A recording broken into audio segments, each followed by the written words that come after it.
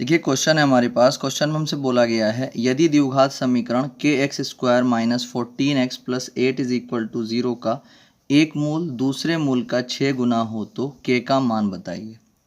तो क्वेश्चन में हमसे बोला गया है एक द्विघात समीकरण है हमारे पास k x square minus 14x plus 8 is equal to 0। ठीक है, इस समीकरण का जो एक मूल है वो दूसरे मूल का 6 गुना है। हमें ये पता है कि एक जो है द्विघात समीकरण होती है उसके दो मूल होते हैं, तो जो इसका एक मूल है वो दूसरे मूल का 6 गुना है, तो तब हमें के का मान बताना है। ठीक है, तो देखिए सबसे पहले जो हमें क्वेश्चन में बोला गया है उसके हिसाब हम इस क्वेश्चन को आगे लेकर के चलते हैं। तो माना समीकरण का पहला मूल अल्फा है। ठीक है, तो इसलिए समीकरण का जो दूसरा मूल होगा इस समीकरण का वो कितना हो जाएगा, 6 अल्फ़ा हो जाएगा, 6 अल्फ़ा, क्योंकि एक मूल जो है वो दूसरे मूल का 6 गुना है। तो अगर एक मूल अल्फ़ा है तो दूसरा जो मूल है वो कितना है, 6 अल्फ़ा है, यानी कि 6 गुना है मूल का पहले वाले का। ठीक है, तो अब हमें के का मान बताना है। अब देखिए इसको आगे लेकर के चलने के लिए सबसे पहले हमें एक चीज़ ये देखनी पड़ेगी कि आपको पता है जो मूलों का योगफल होता है, मूलों के योगफल का जो फॉर्मूला होता है वो माइनस बी अपॉन ए होता है, और एक होता है मूलों का गुणनफल।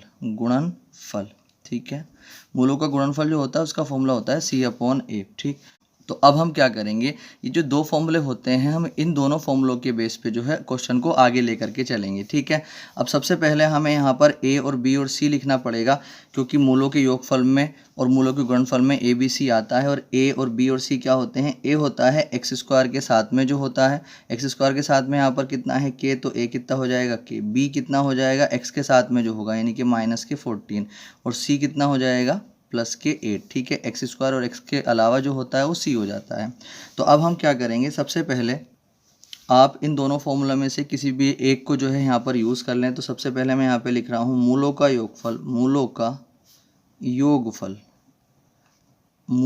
योगफल का फॉर्मूला माइनस बी अपॉन ए होता है। ठीक है, और मूलों के योगफल का मतलब क्या है, जो मूल हैं उनका योगफल यानी उनको जोड़ देना। तो मूल हमारे पास क्या थे, एक तो अल्फ़ा था और एक कितना था, 6 अल्फ़ा था, तो अल्फ़ा प्लस 6 अल्फ़ा। ठीक है, मूलों का योगफल ये हो चुका है। अब अगर हम बात करें तो माइनस बी कितना है हमारे पास, बी है माइनस 14, तो माइनस यहाँ पर भी है, माइनस इसमें भी है, तो कितना हो जाएगा प्लस के 14, और अपॉन ए कितना था हमारे पास के। ठीक है, तो ये अल्फ़ा, एक अल्फ़ा और 6 अल्फ़ा कितने हो जाएंगे, 7 अल्फ़ा इज इक्वल टू में 14, और अपॉन में यहाँ पर आ जाएगा के। अगर मैं यहाँ से अल्फ़ा की वैल्यू निकालता हूँ तो जिसकी वैल्यू निकालते हैं उसके साथ वाला इक्वल वाले के बराबर वाले के बटे में आ जाता है।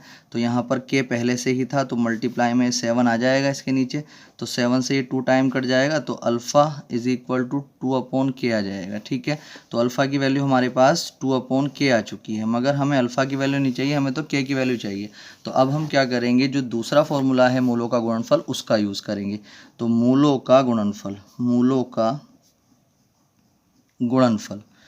गुणनफल का फॉर्मूला होता है सी अपॉन ए। अब मूलों के गुणनफल का मतलब क्या होता है, जो मूल हैं उनकी गुणा करना, तो अल्फ़ा और multiply 6 alpha is equal to C कितना था हमारे पास 8, और अपॉन में ए कितना था हमारे पास के। ठीक, अब अगर हम यहाँ से देखते हैं तो ये कितना हो जाएगा, 6 alpha square is equal to यानी 6 अल्फ़ा की घात 2 इज इक्वल टू यानी कि बराबर 8 अपॉन के। अब हम क्या करेंगे, 6 को ऐसे रखेंगे, अल्फ़ा की जो वैल्यू थी यानी कि जो मान था 2 अपॉन के आया था, तो जहाँ पर अल्फ़ा है वहाँ पर 2 अपॉन के रख सकता हूँ, तो 2 अपॉन के की घात 2 इज इक्वल टू 8 अपॉन के। ठीक है, अब यहाँ पर 6 को ऐसे रखेंगे, 2 का स्क्वायर कितना होता है 4, और के का स्क्वायर कितना हो जाएगा के स्क्वायर इज इक्वल टू 8 ऐसे रखा रहेगा, अपॉन में कितना आ जाएगा के। तो ये कितना हो जाएगा 6 चौक 24, और अपॉन में के स्क्वायर इज इक्वल टू ये 8 अपॉन के आ जाएगा। ठीक, अब देखिए जब क्रॉस मल्टीप्लाई यानी कि तिरछी गुणा की कंडीशन बने, दोनों तरफ बटे हो और बीच में बराबर का निशान हो, तो हम क्या करते हैं, कुछ नीचे वाले से नीचे वाला कट रहा हो तो काट सकते हैं, कुछ ऊपर वाले से ऊपर वाला कट रहा हो तो काट सकते हैं। देखिए 8 1 ज़ा 8, 8 3 ज़ा 24, और के की इस एक घात से ये वाली घात खत्म हो जाएगी, यानी यहाँ पर k इंटू के था और यहाँ पर k था, तो एक के खत्म हो जाएगा, तो यहाँ पर बचेगा 3/k इज इक्वल टू यहाँ पर बचेगा 1/1। ठीक, जब हम यहाँ से इसको आगे लेकर के चलेंगे तो k की 1 से मल्टीप्लाई करेंगे, k इंटू 1 यानी k, और 3 की 1 से करेंगे तो 3 आ जाएगा, तो k की वैल्यू आ जाएगी हमारे पास 3 आ जाएगी।